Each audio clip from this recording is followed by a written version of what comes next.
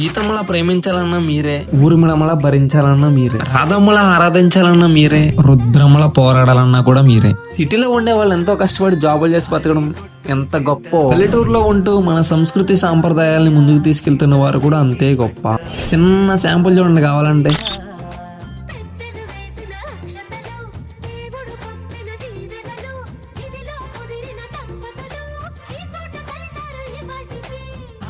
పాటలు వేడుకలు, మాటకు మాటలు అల్లరులు, తీయని గుర్తుల కానుకలు వెన్నంటి ఉంటాయి వెయ్యేళ్ళకి.